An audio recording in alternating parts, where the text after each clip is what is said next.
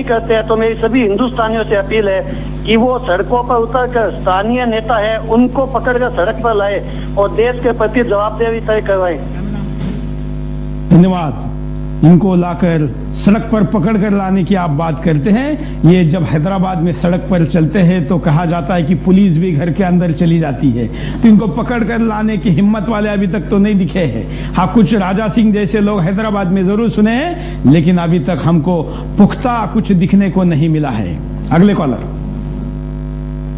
Hello, मेरा नाम नितिन ठाकुर है और मैं हैदराबाद से बोल रहा हूँ। हाँ। मैं सिर्फ इतना पूछना चाहता हूँ कि अपनी स्टेट की गवर्नमेंट से कि जब ये ओएसी इतने स्पीचेस दिया, ये 16 दिसंबर 23 दिसंबर को नहीं बल्कि पहले भी बहुत सारे स्पीचेस दिया हिंदू के अगेंस्ट, और इसके बावजूद भी उसे परमिशन दिया गया है बहुत सारे हेट स्पीचेस हिंदू के खिलाफ बोलने पर। मैं इतना सिर्फ पूछना चाहता हूँ गवर्नमेंट से कि उसे पासपोर्ट सील क्यों नहीं किया गया है और सिर्फ लंदन क्यों भेजा गया है।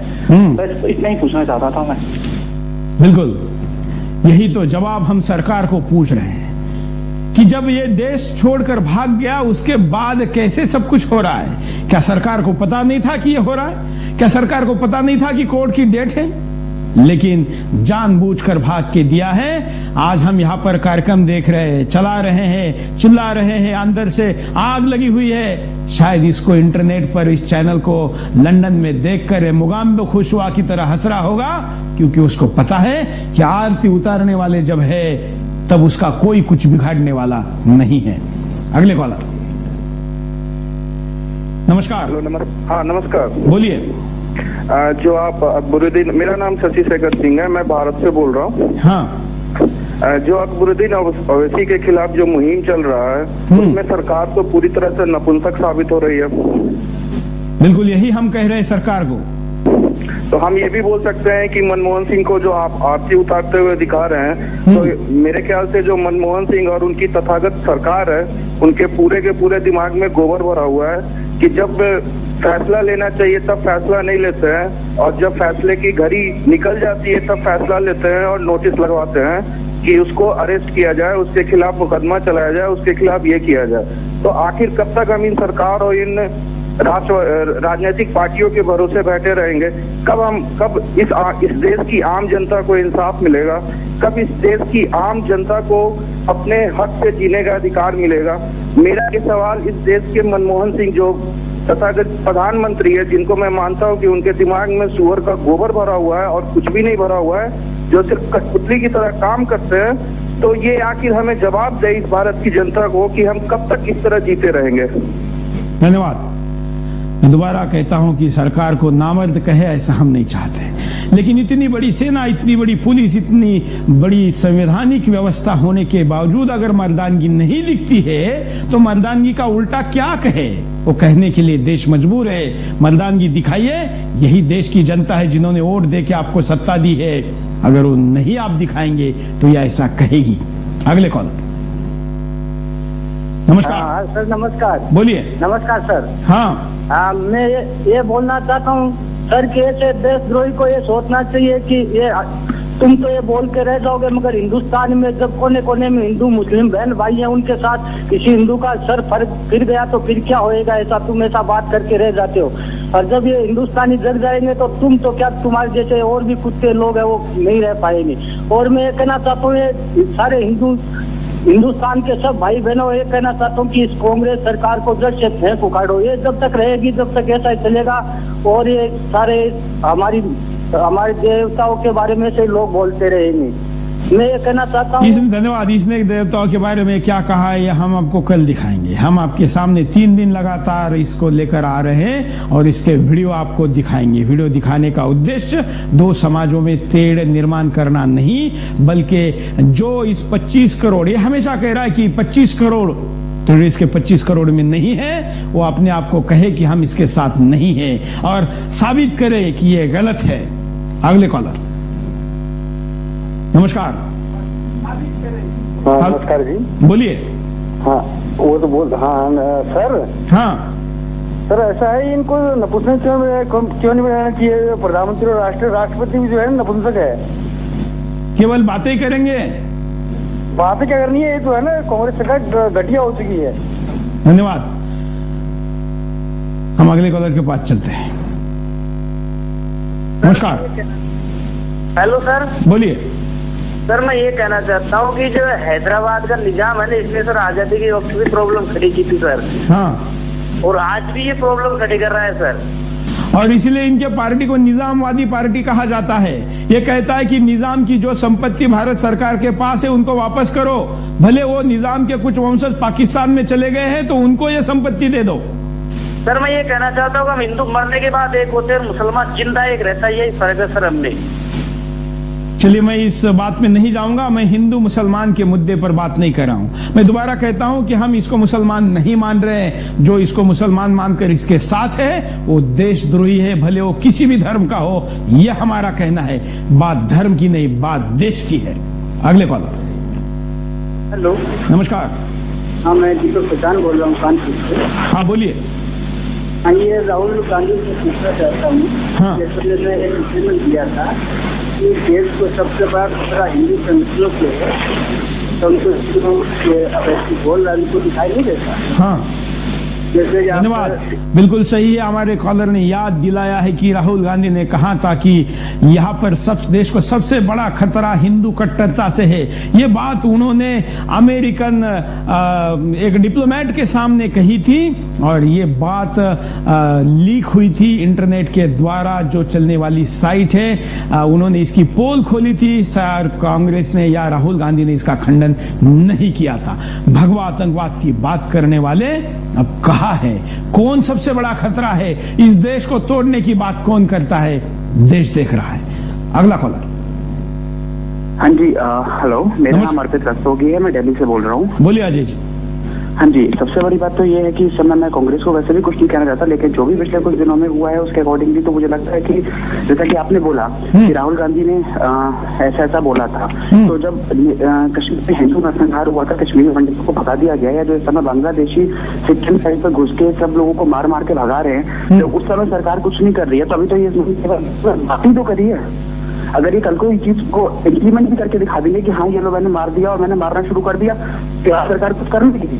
किसी ने भी मीडिया में ये चीज तो दिखाई नहीं है कि कितना नरसंहार वहां हुआ था और कितना नरसंहार यहाँ हुआ है, उसको तो आज तक दिखाया नहीं गया। तो जो तीसरा होने वाला है उसके लिए सरकार क्या कर लेने वाली है? धन्यवाद। एक और कॉलर से बात करते हैं। हाँ हेलो सर, मैं प्रमोद कैवर्त बोल रहा हूँ। हाँ सर, कब तक हमारी सरकार राष्ट्रीय हित के लिए ऐसे दलों के साथ समझौता करती रहेगी सर? जी, तो ऐसे दलों के लिए सरकार आवाज क्यों नहीं उठाती जो हमारे देश को तोड़ना चाहते हैं? जी बिल्कुल, धन्यवाद। अब हम यहाँ पर रुकते एक छोटे से ब्रेक के लिए। ब्रेक के बाद दोबारा आएंगे। बिंदास बोल जारी। अरे हिंदुस्तान। ब्रेक के बाद आपका एक बार फिर से स्वागत है। आप देख रहे हैं बिंदास बोल, और बिंदास में हम आपके सामने मुद्दा लेकर आए हैं कि ओवैसी को अब तक देशद्रोह का मुकदमा क्यों नहीं दायर किया।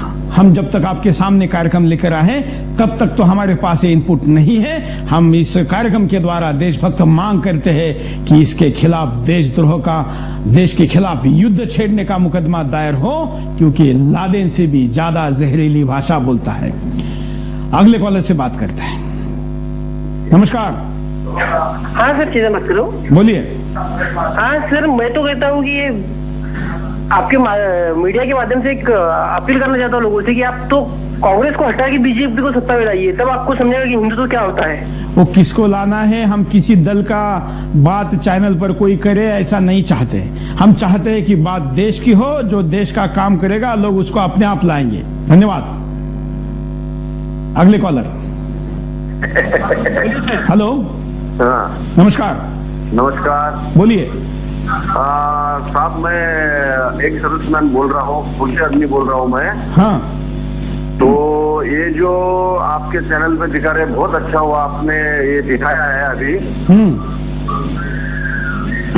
और ये जो बातचीत चल रही है, ये जो बकवास किया ना उसने, हाँ, तो उसको ये पूछना कि जब 71 की लड़ाई जब हुई थी, जो उन्होंने लाहौर में कसम खाई थी कि हम लोग दिल्ली में जाकर नाश्ता करेंगे, अरे गधे, उसको बोलो नालायक आदमी, तुमको दिल्ली क्या तुम्हारी बॉर्डर क्रॉस करने नहीं दिया। हम लोगों ने जाकर लाहौर में नाश्ता किया था। तो उसको याद दिला दो आपके चैनल के माध्यम से मैं उसको खबरदार करना चाहता हूँ। और प्लीज मैं आपको बोलता हूँ कि अपनी सेना को आप बार बार मत बोले कि हमारी सेना क्या कर रही है। सेना आपकी बॉर्डर की रक्षा के लिए है। ये हम जानते हैं। हम ये कह रहे हैं कि जिस सरकार के पास इतनी मजबूत सेना है वो सरकार क्या कर रही है? बराबर है। ये जो सरकार है ना, हाँ, ये जो सरकार है, सरकार इटली की सरकार है। इस देश का दुर्दैव है कि ये देश जब से स्वतंत्र हुआ है तब से ये देश आज तक किसी दूसरे आदमी के हाथ में नहीं था, और आज एक इटली की। धन्यवाद। इस देश के पूर्व सैनिक का जज्बा आपने देखा, और पाकिस्तान जो कभी भारत के खिलाफ युद्ध छेड़कर निकला था और कहा था कि हम अब दिल्ली को काबीज करेंगे, वो अपनी सीमा को भी पार नहीं कर सका था। इस भारत की सेना के ऊपर हमको गुमान है, आत्मविश्वास है, स्वाभिमान है, सम्मान है। हम कह रहे हैं कि इतनी मजबूत सेना जिस सरकार के पास है वो क्यों चुप है? अगले कॉलर। नमस्कार। हेलो, मैं पंजाब से बोल रहा हूँ। हाँ, मेरी आपसे ये रिक्वेस्ट है कि आप बोल रहे हैं हिंदुओं को जगा रहे हैं, हिंदू जाग रहा है, लेकिन आपसे एक रिक्वेस्ट है कि अपने चैनल की ऐड ज्यादा से ज्यादा कीजिए, क्योंकि बहुत कम लोग अभी इसको देख रहे हैं। जब तक लोग इसको पूरी संख्या में नहीं देखेंगे तब तक हिंदू नहीं जाग पाएगा, क्योंकि हिंदुओं को जगाना पड़ेगा। मैं रोज पूरी कोशिश करता हूं कि बहुत से हिंदुओं को जगाऊं, और इस कोशिश में कामयाब भी हो रहा हूं। आपका साथ भी मिल रहा है। आपके चैनल की पूरी ऐड मैं खुद करता हूं, रोज सबको बताता हूं कि सुदर्शन न्यूज देखिए। लेकिन आपको प्लीज इसके लिए आप भी एफर्ट कीजिए, होर्डिंग्स वगैरह लगाइए, ताकि सभी लोगों को इसके बारे में पता लगे। हम अपनी तरफ से पूरा प्रयास कर रहे हैं कि सुदर्शन ज्यादा से ज्यादा लोगों तक जाए। हमारा उद्देश्य है कि इसके द्वारा राष्ट्र की सेवा हो, लेकिन जितनी खर्चीला ये पूरा मीडिया है उसको देखते हुए जितनी हमारी क्षमता है वो हम पूरी लगा चुके हैं, लगा रहे हैं, और भी लगाएंगे, कम नहीं पड़ने देंगे। लेकिन प्रयास जारी है। आशा करते हैं कि हम ज्यादा से ज्यादा लोगों तक जल्दी से जल्दी और पहुंचे। अगले कॉलर। नमस्कार। नमस्कार, बोलिए। अजय चौधरी बोल रहा हूँ, साहिला जालोर से। हाँ जी, हिंदू हितों की बात करते हैं, कोई तो उनको सांप्रदायिक कहते हैं, और इस प्रकार ये कांग्रेस दोहरी नीति अपना रही है। हिंदुओं के हित के बारे में अगर कोई बयान देता है तो वो उन पार्टियों को, उनको ये सांप्रदायिकता का तोहफा ऐसा कह देती है, ये सांप्रदायिकता फैलाते हैं। धन्यवाद। हम आपको परिणाम दिखाते हैं कि अगर ऐसे लोगों के खिलाफ सख्त कार्रवाई नहीं हुई तो क्या परिणाम होगा। देश में कट्टरता बढ़ जाएगी। ऐसा नहीं है कि भारत के सारे मुस्लिम कट्टरपंथी हैं। ज्यादातर मुसलमान अपने रोजी रोटी कमाने और अपने परिवार का पालन पोषण करने में लगे हुए हैं, मगर ओवैसी जैसे लोग इन मुसलमानों को ब्रेन वॉश कर इन्हें कट्टरपंथी बना रहे हैं। अगर देश में ओवैसी जैसे कट्टरपंथी को ऐसे ही खुला घूमने की सह मिलती रही तो एक दिन यह देश तालिबान जैसे कट्टरपंथियों के हवाले हो जाएगा, जहां न तो मुसलमान सुरक्षित न ही दूसरे संप्रदाय के लोग। देश में सांप्रदायिक हिंसा फैल जाएगी।